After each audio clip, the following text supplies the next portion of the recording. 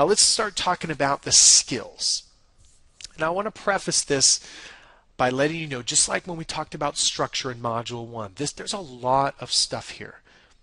And my goal with these modules is to give you everything you need for both now and in the future so you can come back and study this later. So I want you to take this in bite-sized pieces and really, out of the next 10 things I'm going to share with you, I want you to just pick out one that you want to work on next. That's what I do. Before each engagement, I try and think, okay, I'm going to try and work on my stage presence, where I'm moving physically, or my tonality, or my pacing. I want to tell a better story this time. Okay? So I just want you to think about one area that you can really focus on and get better. You're not going to improve on this stuff by just studying it. You're going to improve on this stuff by doing it. Okay? So don't get overwhelmed. Don't get frustrated. Take your time with this. It's going to take time. And we'll talk about how to practice a little bit later. So I want to give you kind of the top 10 tips to connect to the crowd. And the first one is to start strong. And we talked about that in Module 1 about how to design a powerful opening. And it is really the most important thing you can do is to come out there and really start strong. That you want to know that when you get up on that stage, when you get in front of that room, that you've got their attention from the minute you've stepped in front of them. So you can do this with a good quote, a good story. You can get crowd interaction is a good way to do it. One of the little secrets of coming out and starting strong in one of these ways is this is a really great way for you to help calm your nerves. Nothing better than being able to get up there and just tell a story that you know so well and that you're so comfortable with, right? And so as we talk about, this is your shot, this is your opportunity to make that first impression. So go grab them from the very beginning. Pay attention to speakers that you watch now and see what you like. And take note of what you don't like and make sure to avoid that. But you really want to come out there and grab their attention from the very beginning. Really start strong. I think that's a great separator from the average speakers, and people will definitely take notice. The second thing I want to talk about is one of my favorites. It's one of the least favorites of our students, but it's one of my favorites because we get such a kick out of this in our boot camps.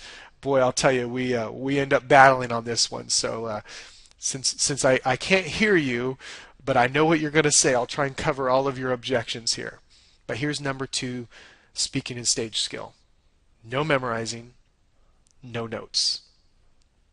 And I'll say it again just in case you didn't read it on the screen or didn't hear it clearly enough. No memorizing, no notes. Now, if you're like most of us, myself included, the first time I heard this rule, I immediately started going, but what if, what about, right? So I'll clear all that up right now for you. No memorizing, no notes, okay? We need to be prepared, but I don't care if you're perfect. If you try and memorize your talk, guess what it's going to sound like? A memorized talk. That's what we did in high school and college. That's not what we do now. You're going in there because you are the expert on your topic, because you have original content that they want to hear, that they can learn from, that they can improve their lives and their businesses from. They don't want to memorize speech. They've asked you to come in and talk with them. We just want to talk with them.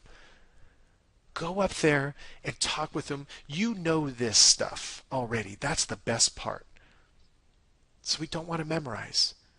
And we don't want to use notes. Like that presenter that I shared with you in the opening story. I mean, it's just so distracting. And frankly, it's unprofessional.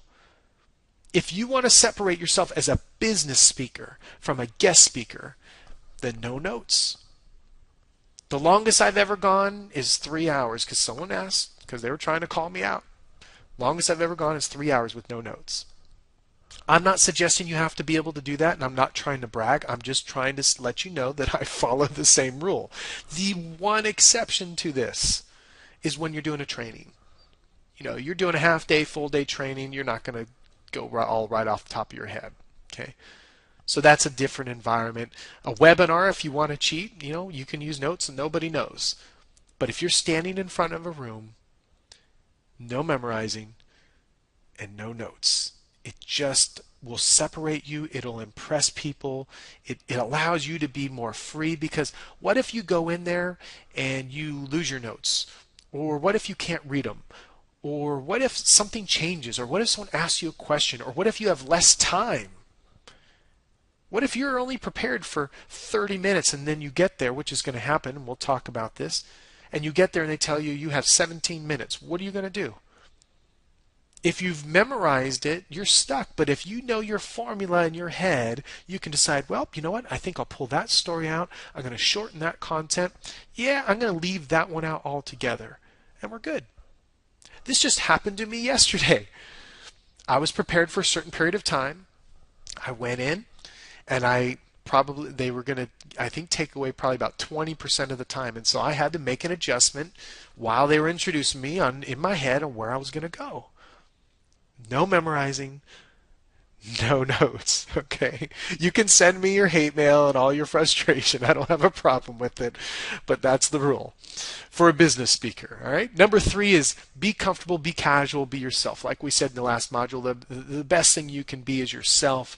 Don't try and be someone else. The one thing that drives me crazy is you go in there, you talk to the speaker before the event, they seem really cool, and then they go up there and they go into, I don't know, I call it presentation mode. It's like an alter ego on stage comes over them. And listen, for me too, the adrenaline fuels us. So some of us are a little more energetic on stage than maybe we are off stage, but we're not different people altogether, you know. So be comfortable up there and trust that they asked you to be in there. So give them that. Be casual. You'd be surprised how much more an audience will connect with a casual speaker than someone who seems so polished and perfect. Just be yourself. Go up there. They're not expecting you to be a professional speaker. They're expecting you to be a professional. So just go up, have a conversation with the audience. That'd be the way I'd recommend it. Number 4 skill is interaction with the audience. How do we interact with the audience? It's one of the best ways to keep the energy going and to keep them connected and to really create impact on certain topics or content that you're teaching at that moment. And the more you can get them involved, the better you can make your point, and the more you can break it up and have some fun too. And you know, there's lots of different ways to do it. You can ask questions, you can do group activities, you can have them talk, but you've got to be careful with the interaction. I was emceeing an event earlier this year, and I was trying to get a little interaction, and I had them ask their neighbor a question. And there was, I think, 400 people in the room. And I lost the room. It got so loud, they couldn't even hear me yelling on the microphone, right? So you really got to be careful of how you use interaction. And for those of you that work or speak with youth, you have to be really careful. Because the minute they get talking, they're gone. Okay, so interact with the audience, but kind of know what works and what doesn't work. Know the audience, and I don't know. I just have one little simple request. I'm not a big shoulder rub guy. I don't know. It's just a personal thing. So I'm not big on the hey, give your neighbor a shoulder rub. I mean, stuff like that can make people uncomfortable. So do what works for you. I'm joking about the shoulder rub thing, but you'll never see me do it. So have some fun. Interact with the audience. The next one is slow down your speech. Some of you right now might be saying, yeah, Brian, slow down. I get all excited about this stuff, right? But it's human nature. We get nervous. We get excited. And for most of us, that manifests into faster speech. And sometimes it's because we feel like we're under the gun on the clock, that we've got to rush a little bit. Some of us just talk fast. We don't realize that the audience can't always keep up with that. So one of the ways I like to teach this is practice your talk, your cadence, your rate of speech, your speed of speech in storytelling mode. So let me give you an example. If you were telling a story, let's say if I'm telling a story to my kids about there was a last summer we were up in Tahoe and we saw 2 bears within like 10 minutes. right? It was crazy. And I remember we went back, to the house we're staying in, and we were telling the story.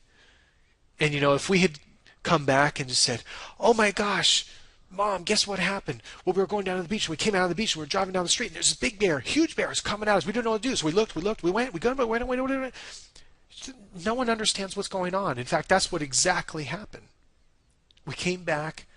Both my boys are telling the story as fast as they possibly could because they were both trying to tell a story faster than the other one. And my wife's looking at me like, "What? All I caught was bear and beach." you know? So tell it in storytelling mode, which is, hey, we were down at the beach, right? Sun was out, waves were hitting. So we're cruising home, and then we stop. There's a bear in the road. Oh my gosh, we flipped out, so we started going. We weren't sure if it was still following us, so we went around the corner. See, when you're in storytelling mode, you're changing your tone, right? You're changing your cadence. You're changing your style. You're louder, we're softer. We're faster, we're slower. That is something that will help bring your audience in and get their attention. And there's power in your opposite. So if you're naturally a faster speaker, probably like me, when I slow down, it really creates impact. But if you're typically a slower speaker and this is pretty comfortable pace for you, then when you get faster, they're going to really notice. So slow down your speech, but just pay attention to the pacing either way. Number 6 is set the tone. Set the tone. I mean tone in two parts. Part of this is like we spoke about earlier, which is how you come on stage, the body language you have, the smile on you. I mean, set the emotional tone of the room. But there's also the audible tone, and that's really what I want to speak to here. I don't know if you've ever been in a smaller environment, let's say in a conference room, and there's a speaker, but they think they're in an arena. It's like, dude, I'm sitting right here. They haven't toned down for the size of the room. So just know the type of audience, sometimes the time of day, sometimes the size of room can all affect where your tone should be. So just be aware, especially if you're a little on the louder side or on the softer side. I'll give you another example. I brought in a speaker to participate in an event I was doing, trained professional speaker, and he's very quiet. And quiet is where he's powerful. And I'll never forget this. He was making a really great point, and he went into his soft mode, which for him was almost silent, and he was talking like this, and everybody's leaning in, and he made his point, and then a hand went up in the back of the room, and I remember thinking, oh, he's got him right where he wants him. Man, he's making impact. The guy raised his hand, and he gently called on him and said, yeah. And then he goes, we can't hear you. He was in the back of the room, and this poor guy didn't hear a word he said. And it ruined the entire mojo of the room. It ruined the entire energy that he had set up and worked so hard to build was gone, right? And he never really recovered from that. So we've got to set the tone in the room, both audibly and emotionally. The next, number 7 skill, it's got to have some fun.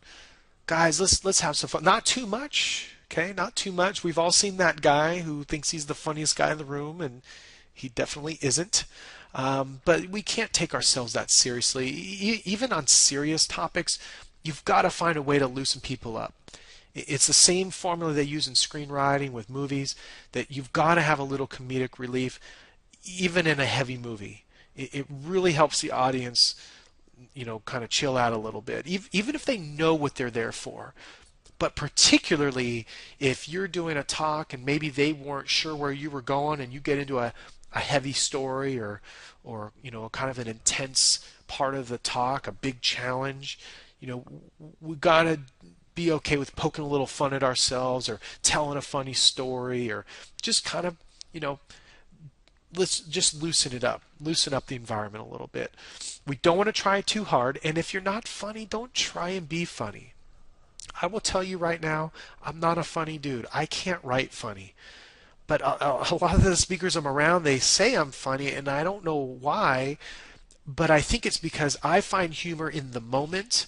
So I tend to play my humor off of whatever's going on at that moment. So if I ask for a response and nobody says anything, I'll make fun of myself. Or if I do something silly or say it the wrong way, or I usually try and find lots of ways to make fun of myself. It's kind of a gift that I have. So, you know, I can't write funny though. I couldn't do it to save my life. So you've just got to find what works for you, but definitely pay attention to finding and interjecting some humor into the talk somewhere. Number 8 skill, be prepared, be patient, and be poised. The short version, if you were to have a subtitle to this section, it is stuff happens. Especially in the environments that we're in, stuff is going to happen. You're going to end up with people having to get up and leave. The phone's going to ring. You know, you're often speaking for free. So, you know, they just don't have the same level sometimes, I'll say it, of respect that they should. And people are going to come in late. They're going to leave early. They're going to be texting. They're going to be doing all kinds of stuff. So you just got to be so prepared, and you got to swallow your pride a little bit and be patient and just keep doing it. Be poised. Don't stop. And I will be honest, there have been times when I was paid to speak and I almost walked out because it was so disrespectful. But we've got to stay poised. Got to stay poised. And I'll give you a quick example of it. My first paid speaking engagement was in San Francisco, this big hotel, 300 people. I'm the keynote speaker. They did a horrible job introducing me. I come up to the front of the stage. They're all talking.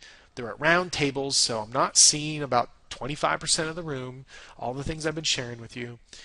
And I can't get them, and I end up having to almost yell at the room to get their attention. I kind of finally get their attention and going through the talk, and then about halfway through my talk, and you know, mind you, it took me 20 minutes to probably really get connected to this room of people. About halfway through my talk, I don't know if you've ever, you know, been in those hotel rooms where they have the movable walls. Well, we're in, like, you know, this room has probably 30-foot ceilings, this massive wall. They decide, apparently, it was as good a time as any to start moving this wall in the middle of my talk.